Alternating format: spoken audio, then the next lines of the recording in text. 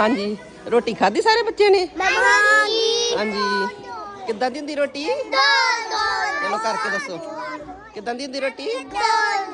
ਹਾਂਜੀ ਤੁਹਾਡੇ ਘਰ 'ਚ ਰੋਟੀ ਕੌਣ ਬਣਾਉਂਦਾ? ਮੰਮਾ ਬਣਾਉਂਦੇ ਆ? ਅੱਛਾ ਜੀ ਮੰਮਾ ਬਣਾਉਂਦੇ ਆ।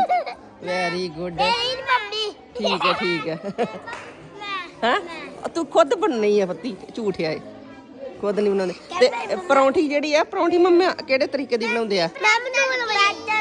ਨਹੀਂ ਲੂਣ ਵਾਲੀ ਤੇ ਹੁੰਦੀ ਆ ਉਹ ਗੋਲ ਹੁੰਦੀ ਹੈ ਕਿ ਕਿਹੜੇ ਤਰੀਕੇ ਦੀ ਹੁੰਦੀ ਆ? ਨਹੀਂ ਗੋਲ ਤੇ ਹੋਰ ਕਿ ਹਾਂ ਪੀਜੇ ਵਰਗੀ ਪੀਜ਼ਾ ਤੇ ਗੋਲ ਹੁੰਦਾ ਨੁੱਕਰ ਵਾਲੀ 3 ਨੁੱਕਰ ਵਾਲੀ ਸ਼ਾਬਾਸ਼ ਹਾਂ ਅੱਛਾ ਜੀ ਅੱਛਾ ਠੀਕ ਹੈ ਠੀਕ ਆ ਨੁੱਕਰ 3 ਨੁੱਕਰ ਵਾਲੀ ਪਰੌਂਠੀ ਖਾਧੀ ਆਪਾਂ। ਹਾਂਜੀ ਠੀਕ ਸ਼ਾਬਾਸ਼ ਸ਼ਾਬਾਸ਼।